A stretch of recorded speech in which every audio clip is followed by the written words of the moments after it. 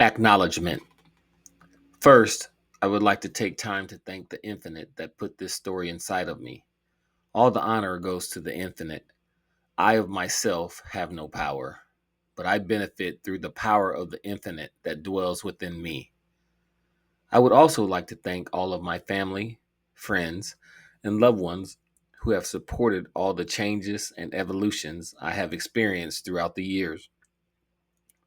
Without your encouragement and support, I would not be the person I am today. I also would like to show much appreciation to the great minds that have come before me and inspired me on this journey. Without these individuals pushing the spiritual awakening to move forward, where would we be? Such individuals who keep pushing the envelope of what we think we knew, like Eckhart Tolle, Sadhguru, Neil Donald Walsh, and Billy Carson.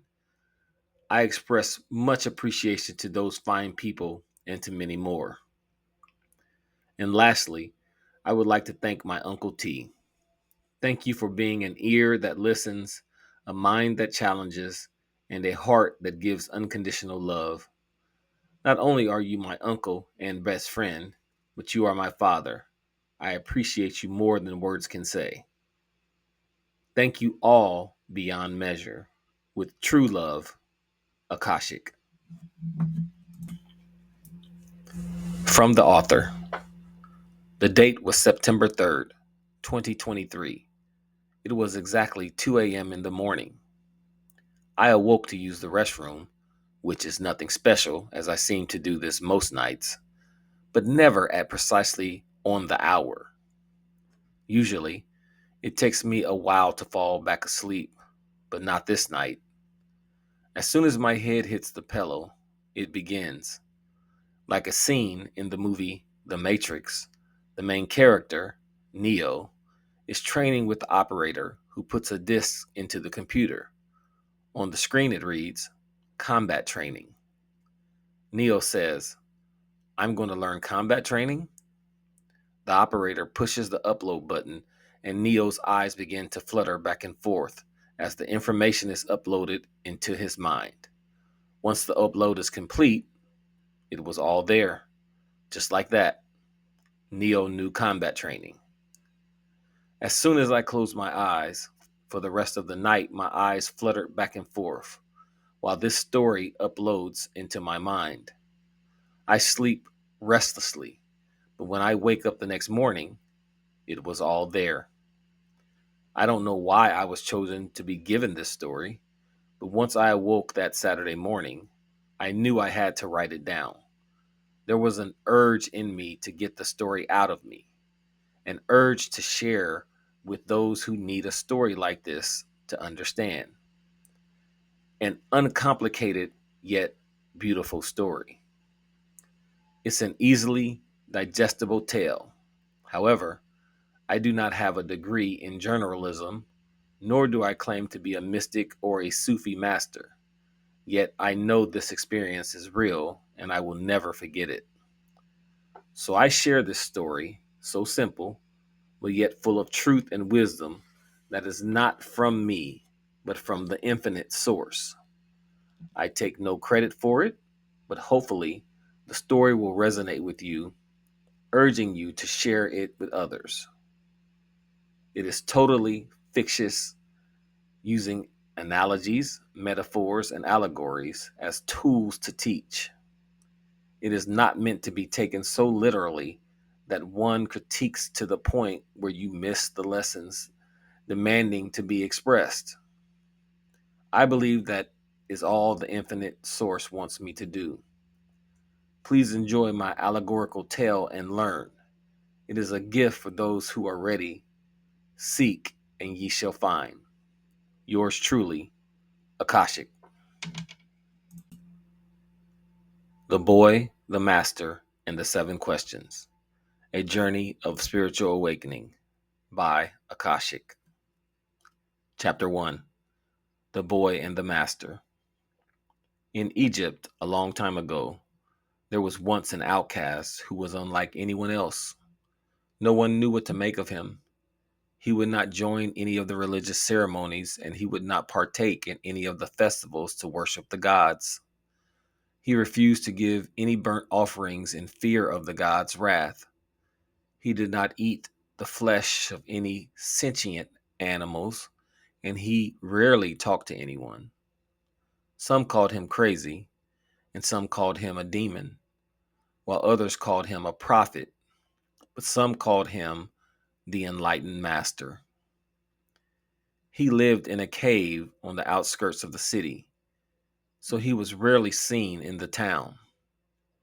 He consumes only fruits, vegetables, and herbs from the earth. His clothes are ragged, and his hair and face is not well kept. But there is an undeniable aura about him that somehow commands respect. Even the animals of nature seem to bow at his presence.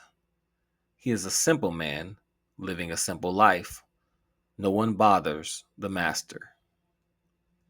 Now, at the same time, there was a refugee family living in the city. They had to flee their homeland because the king of those lands was extremely paranoid and issued an order to kill anyone who threatened his reign as the king. This family consisted of a mother, a father, and their young son. He was curious about everything. This boy has a creative imagination and a very unique and odd way of seeing beauty in everything and everyone. He is ever so curious, always asking, why is this? Why is that? Why does that do this? By the end of the day, he always exhausts his parents from answering so many questions. One of his favorite things to do is to go into town to the mastery schools and ask the great masters and the priests all kinds of questions. His questioning had always challenged what they were talking about to their congregations. It had started getting so bad that when they saw him coming, they would shut their doors. But the boy is very persistent. He goes to any open window to listen to the teachings. When the lectures are over, he asks questions at the window. This boy is a child advanced beyond his years, so most of his questions are way beyond what even the priests could answer. Because of this, the masters of the mystery schools would have no more of him. They met and discussed what could be done to stop this curious boy. For if they cannot answer the questions of a boy, surely they would lose the respect of their students and the power they so vainly coveted. So they went to the boy's parents. They strictly forbid the boy from coming anywhere near the mystery schools. Otherwise, they would banish the family and send them back to the land from which they fled. Fearing for their safety, the parents went to the boy and told him, "You may go anywhere in Egypt, except you may no longer go to the mystery schools. If we are forced to go back from whence we have come, we will surely die." That night, the boy went into his tent and wept and wept. He couldn't sleep, so he snuck out of his tent to go for a walk to clear his head. He walked long and far, but paid no attention to where he is going, and before long, he is lost. When he did not recognize anything about his surroundings, he started to panic and began running. But still, nothing looks familiar. After a while, he began to worry that he might never see his parents again. As the night goes on, he becomes cold because all he has on are his sleeping garments and he doesn't know how to start a fire. He thinks to himself, am I to die like this in the cold, alone, with no one?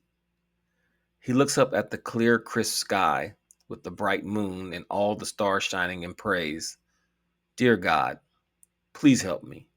I promise I will never wander off again." He sits down in the cold night thinking, this is it. I'm surely about to die now. Just at that moment, A twinkling light catches his eye. He hadn't noticed it before, but a little off in the distance, he sees a cave that seems to have a fire burning inside. He thinks to himself, "Thank God for saving me from my assured death." As the boy approaches the cave, he hears someone singing inside, but as he gets closer, the singing stops. When he reaches the entrance of the cave, he speaks aloud. "Hello, is anyone there?" He is so scared and nervous that his young, soft voice cracks. However, he proceeds to walk into the cave because at this point, his bones are freezing. All he can think about is the fire and getting warm. As he sits down and begins to warm himself from the well-lit fire, he begins to notice items all around the cave. It was obvious that someone lives here, but at the moment, all he cares about is the warmth of the fire. At that moment, someone grabbed the boy and pushed him down into the ground with his face in the dirt. The boy thinks to himself, "I escaped the cold chill of the night only to die in this cave. Why did I wander from the safety of my tent?" Just then, the boy's capturer exclaims, "Who are you? Why are you in the cave in which I abide? You are just a boy. Who else is with you?" The boy exclaims, "I am alone. I am upset with my parents for forbidding me to go to the mystery schools because I am so curious. I went for a walk to clear my mind, but now I am lost. The cold chill of the night air seeps inside my bones. Surely, I believed my fate was to die until I saw the flickering of the light from the fire. I am here only to warm myself, and then I will be on my way." On hearing this, the man lifts the boy up and dusts him off. He looks at the boy, still shivering with fright, and says, "You may warm yourself, but as soon as you are warm enough to make it home, you must leave my abode, for I have no need for company." The boy was very grateful and thanks the stranger for allowing him to stay. He sits by the fire and begins to study the man. Although he wears rags of a homeless person, and his facial hair and the hair on his head looks like that of wool on a sheep, there's a very stoic demeanor about the man. His body is lean and fit, with almost no fat, and his eyes were looking into an infinite ocean. He is almost regal in his presence. The boy instantly realizes that the man may live in this cave, but he is not of this cave. Of course, the curious boy has many questions. He asks, "How long have you lived in this cave? Where did you live before the cave? Why do you live in this cave and not the city?" He is eager to hear a response from him. However, the man just looks at the boy and asks, "Are you warm yet?" The boy responds by asking more questions. "Do you have a family? Do you ever go to the city? What do you eat when I see no hunting weapons?" The man replies, "It's time for you to make your way home, little one. I'm sure your parents are worried." The boy bows his head and says to the man, "I am lost and I don't know my way home."